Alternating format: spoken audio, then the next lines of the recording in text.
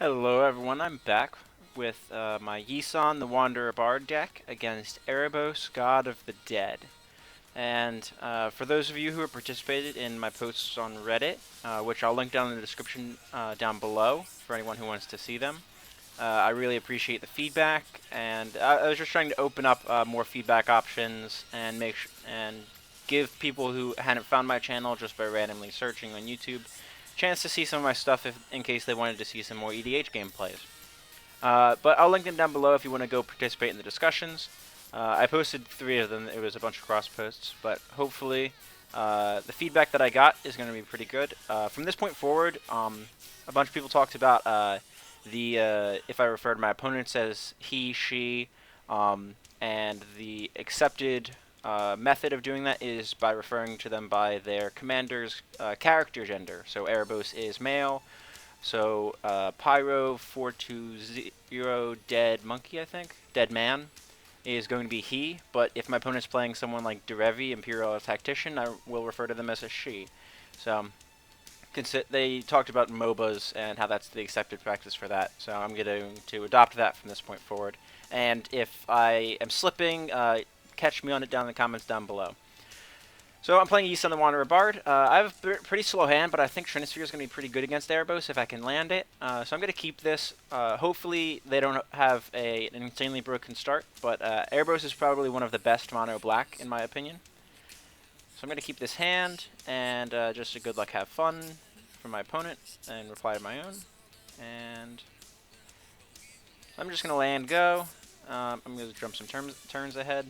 And they go Sol Ring into top, activate top. Well, if I wanted a good start or a fair start from them, that wasn't going to be it. And they only switched 1 card here. It looks like. Oh no, they did. So pick up Strip Mine. There's thought to taking him off mono black. If he didn't have Sensei Stop, there's definitely a thought to strip mining here and just shipping it back, hoping he doesn't have another swamp in his hand and he kept it off the strength of Sol Ring to be able to deploy Erebos and then start activating Erebos potentially. So there's a chance that I could take him off black here, but I really just want to develop more. I'm already behind the 8 ball. I think my best plan at this point is to get Yisan into play as quickly as possible and try to win through that. So I'm going to go with Lightning Greaves here, and I don't want to reveal that I have Strip Mine yet in case he goes like Urborg or Coffers. My opponent is going to Lily and Liliana of Dark Realms, tutor for a swamp, put it into his hand.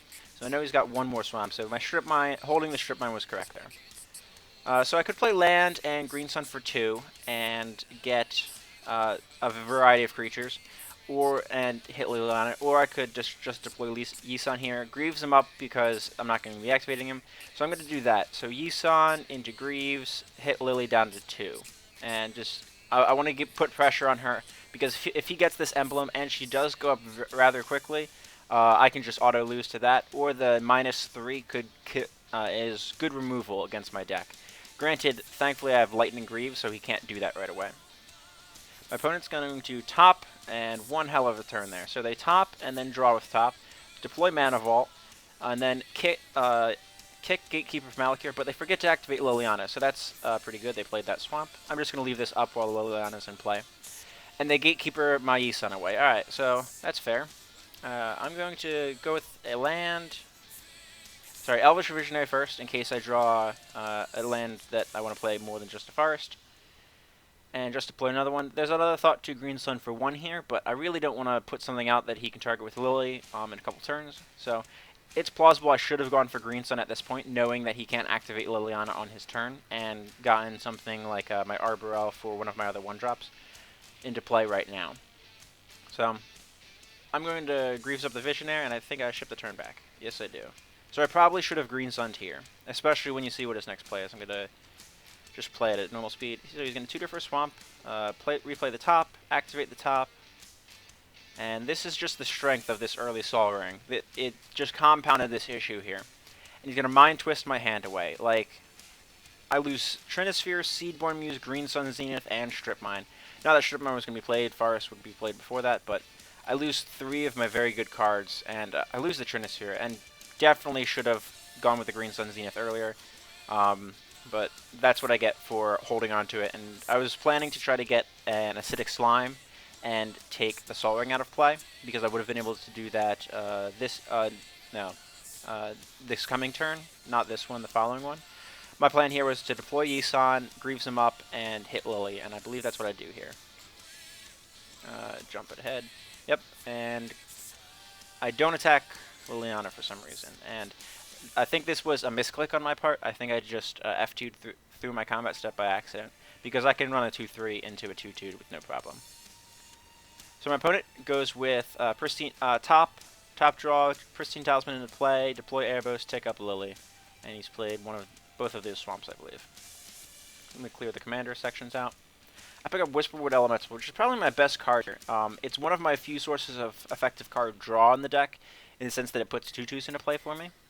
Unfortunately, he does have Erebos online now, so I can't really ram this into Liliana. If I had attacked with Yisan last turn, there's a chance he might have blocked with Gatekeeper to keep Lily higher, and then he wouldn't be at Devotion this turn. I could untap, deploy Whisperwood, and I could have killed Lily here. So that misplay might get me here, because he would either have blocked or Lily would be lower. So just instead of deploying this, I'm hoping that he swings with Erebos first. So I go for, because I have be able to have a land drop this turn, I decide to go with activate Yisan, get Queer Ranger, move Greaves, untap Yisan with Queer Ranger, replay the Forest, because this generated a mana this turn through my land drop. So this lets me go from Yisan to 1 and 2 all in this round. And I decided this was a better chance. It's unlikely that he's going to be using another Mind Twist effect on me, because I'm only at 1 card. He might have something like Thoughtseize, but I decide that I have to play to win, and my chance to win, even though this is a good card advantage, Yisan is going to outpace Erebos' draw at a certain point. Though I have lost Seedborn Muse and the ability to do things during both turns. So he's going to untap Mana Vault, which I can understand. It's a little bit of damage. He's not really doing anything with his mana anyway. And he's going to come in with Gatekeeper, and this is fantastic for me. So Gatekeeper and Erebos run into play, and I'm just going to take the 7 hit. So I'm at 5 commander at this point. My elves are too important to throw away, and he goes with Ugin the Spirit Dragon. Man, what a beating. And he's going to -3 the Ugin, get rid of his Gatekeeper, which turns off Erebos, which is nice for me. And thankfully I didn't put Whisperwood into play at this point. So I'm going to activate Yisan in response, and there's only one choice in my deck this. I'm going to get the Phyrexian Revoker, and right now my plan is I'm going to deploy Whisperwood. Whisperwood can kill Ugin, because 4/4. And then for Revoker will hit the Liliana that it shut off down to 3. And he's unlikely to protect Liliana while I have Revoker naming it. And I'll get a creature off of the Whisperwood here. So that's my current plan. So I take Ugin out of play, knock Lily down some. He's going to untap his Mana Vault again, I believe. Yeah, he's been doing this every turn, which seems bad. If he spends his Mana Vault every turn, there's no point in untapping it, unless he's paying 1 mana effectively per turn to avoid damage.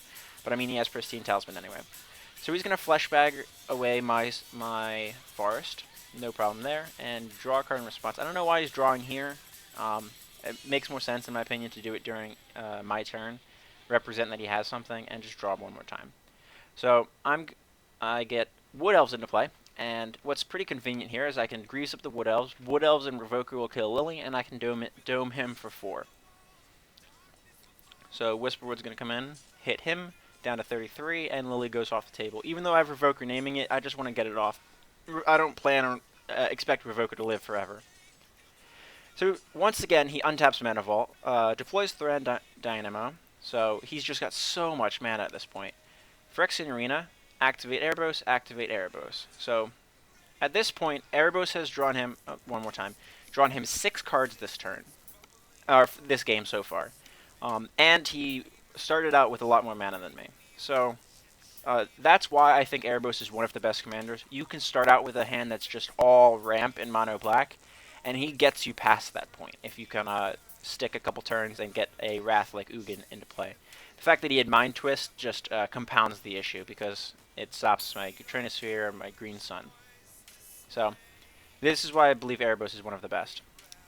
So I flip up the Wirewood Symbiote that I had manifested off my Whisperwood Elemental and bounce the Wood Elves back during his turn, so that way I can replay Wood Elves. And right now I'm just trying to build the ramp. This was a really good hit off of Whisperwood here, because it lets me replay Wood Elves every turn.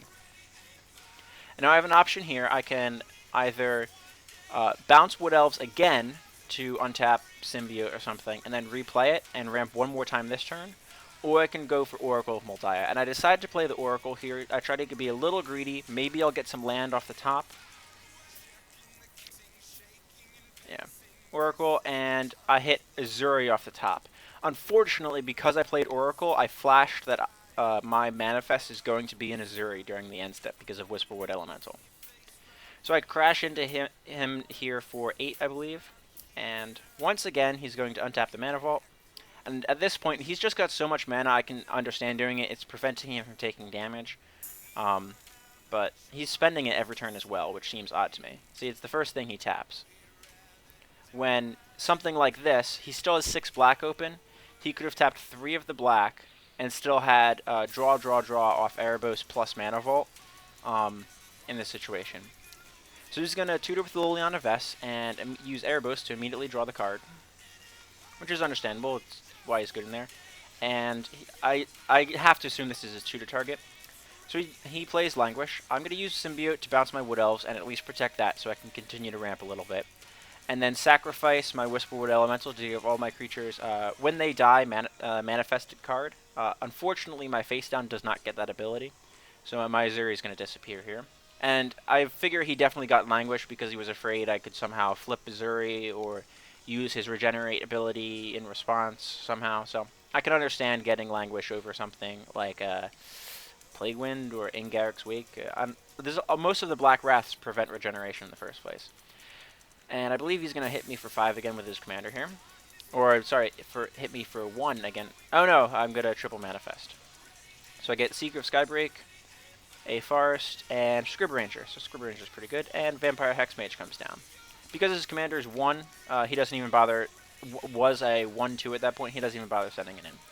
So I'm going to play Wood Elves again, ramp a little bit more, pick up Beast Within, and I believe on his upkeep here, I'm going to Beast Within Liliana.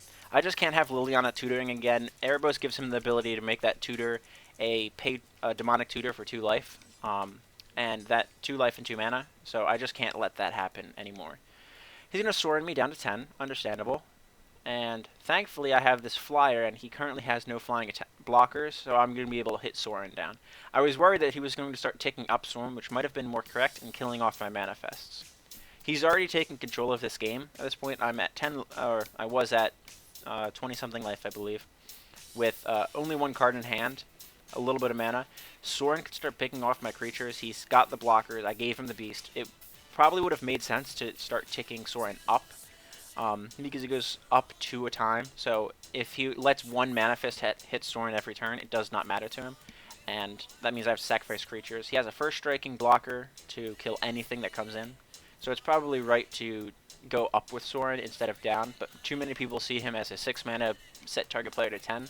They don't really remember that he has a +2 ability to deal 2 damage and gain 2 life, which also is gain 2 life that you can then pay into Erebos. So you Dark Petition into 1 Power Stone, and I can't imagine he tutored for 1 Power Stone at this point. It feels a little odd. He's got a ton of mana in play already, so I gotta assume he tutored for something else off the Dark Petition that he's planning for next turn, and decided to deploy this turn instead. And Knight's Whisper himself, down to 15. So I pick up Ulvenwold Tracker. Not terribly good at this point. I'm 1 mana short of being able to use play Ulvenwold Tracker, equip him with Lightning Greaves, Woodland Bellower to fight Vampire Hexmage, and take Hexmage off the table, and then Greaves up the Woodland Bellower if I wanted to, and send it in. But I'm going to be able to use Scrib Range to destroy Sorin this turn. I decided to go for Reclamation Sage, and I believe I take out his Phyrexian Arena here. I know he can spend the mana to draw, but I want him to spend mana, and it costs him 2 life per card instead of 1. So I flip up Scrib Ranger, deploy Ulvenwold Tracker, Greaves him up, and get in Scrib Ranger to kill Sorin. And he goes with Yawgmoth's Will here, and that effectively ends the game. So his line here is going to be replaying Ugin. I'll jump to the end of it. So he had 3 mana floating. So he redeploys Ugin. He doesn't need to do that at this point because what he's actually able to do, I saw, was languish my board. He has coffers, of course. So languish my board, Vampire Hexmage, and his Beast die. Woodland Bellower survives as a 2/1. Languish my board.